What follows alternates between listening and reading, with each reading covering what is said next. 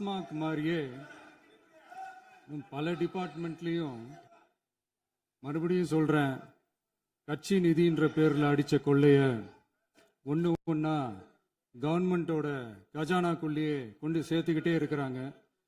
இப்பவும் சொல்றேன், மக்கள் பணத்துல இருந்து ஒரு பைசா கூட தொடமாட்டோம், தொடவும் விடமாட்டோம், தொட்டா விடமாட்டோம், இதுக்கு முன்னாடி தொட்டவங்களையும் விடமாட்டோம்.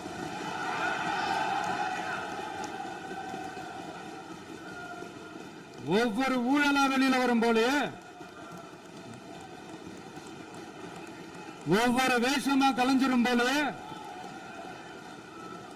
இங்க இருக்கிற நிறைய பேரு நடுங்கி போய் இதுல நம்ம மேல அவதூறு வேற. இப்ப புதுசா ஒரு வெப்பன் ஒண்ணு கொண்டு வந்திருக்காங்க. அது என்ன தெரியுமா? அவங்க தயவால தான் நம்ம ஆட்சி நடக்குதாம். மக்கள் தயவால இந்த ஆட்சி நடந்துகிட்டு இருக்கு. மனசாட்சி உள்ள சக்திகளோட ஆதரவால இந்த ஆட்சி நடந்துகிட்டு இருக்கு. நாங்க தான் அனுப்பி வச்சோம், நாங்க தான் அனுப்பி வச்சோம் அப்படின்றாங்களே. அனுப்பி வச்சவங்களுக்கு மினிஸ்ட்ரியில இடம் கொடுத்தா ஏன் கதறீங்க? ஏன் இவ்வளவு கோபம்? ஏன் இவ்வளவு கதறல்ஸ்? இதுல இன்னொரு முக்கியமான விஷயம், மார்க்சிஸ்ட் கம்யூனிஸ்ட் கட்சி நமக்கு ஆதரவு கொடுத்தது சுயேட்சையா எடுத்த முடிவுன்னு சொல்றாங்க. அதே மாதிரி இந்திய கம்யூனிஸ்ட் கட்சி நமக்கு ஆதரவு கொடுத்தது சுயேட்சையா எடுத்த முடிவுன்னு சொல்றாங்க. இதுல எங்க இருந்து நாங்க தான் அனுப்பி வச்சோம், நாங்க தான் அனுப்பி வச்சோம்னா புரியலையே. மக்களுக்கு நல்லா புரியும், எல்லாத்தையும் தெளிவா பார்த்துக்கிட்டு இருக்கிறாங்க.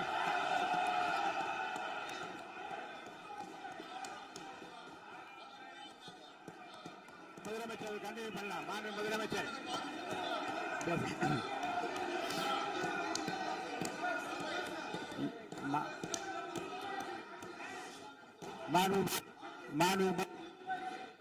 மாண்பு முதலமைச்சர் கண்டினியூ பண்ணலாம். நீ கண்டினியூ பண்ணலாம்.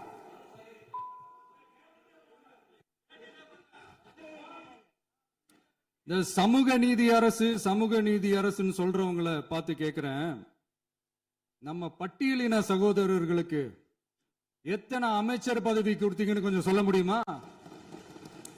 ஆனா நம்மளுடைய அரசுல 8 அமைச்சர் பதவிகள் யாருக்கு? நம்ம பட்டியலின சகோதரர்களுக்கு. எல்லாம் நம்ம அண்ணன், நம்ம தம்பி, நம்ம தங்கச்சிங்க.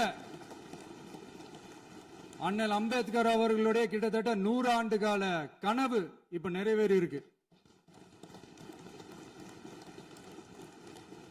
நான் ஏன் கொஞ்சம் சவுண்டா பேசுறேன் அப்படின்னா அவங்களுக்கு கேட்கணுன்றதுக்காக, தப்பா எடுத்துக்காது. அதே மாதிரி பெண்களோட பாதுகாவலர் நாங்க தான் அப்படின்னு சொல்லிக்கிறவங்களை கேட்கிறேன், எத்தனை பெண்களுக்கு அமைச்சர் பதவியில இடம் கொடுத்தீங்க கொஞ்சம் சொல்ல முடியுமா? எங்க அரசுல 4 சகோதரிகளுக்கு அமைச்சர் பதவி கொடுத்திருக்கிறோம்.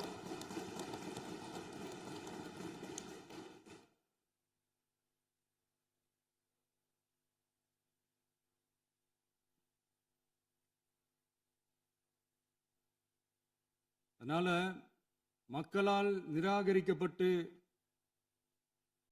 மக்களால் அகற்றப்பட்டவங்களுக்கு ஒண்ணு சொல்லிக்கிறோம், தப்பே செய்ய மாட்டோம், ஊழலே செய்ய மாட்டோம், நேர்மையா தான் இருப்போம், நியாயமா தான் இருப்போம் அப்படின்னு சொல்றவங்களால மட்டும்தான் கூட்டணி ஆட்சி அமைக்க முன் வரும்.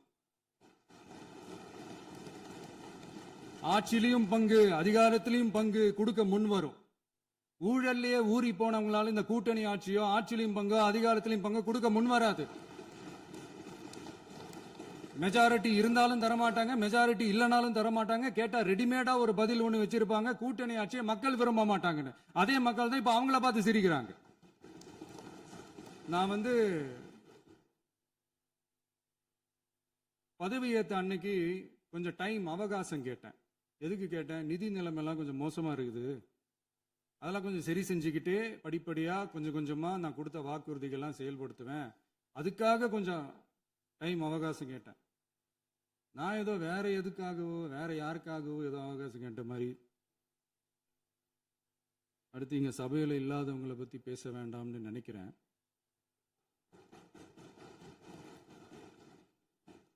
இங்க நம்மளை பத்தி அவதூறு பரப்புறதோட மட்டும் இல்லாம இப்ப நம்ம மக்கள் மேலேயும் அவதூறு பரப்ப ஆரம்பிச்சிட்டாங்க. மக்கள் நமக்கு ஓட்டு போட்டது தப்பா, குடும்பம் குடும்பமா நமக்கு ஆதரிச்சது தப்பா.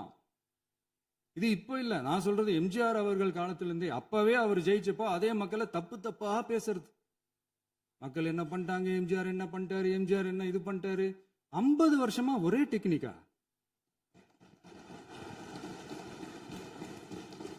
டெக்னாலஜி எல்லாம் மாறி வேற எங்கேயோ போயிட்டு இருக்கு பஸ். இதுல கொஞ்சம் டெக்னிக்காச்சும் கொஞ்சம் மாத்தினா கொஞ்சம் நல்லா இருக்கும். அதனால மக்களுக்கு யூஸ்ஃபுல்லா இருக்கிற மாதிரி இந்த ஆக்கப்பூர்வமான கருத்துக்களோ ஆக்கப்பூர்வமான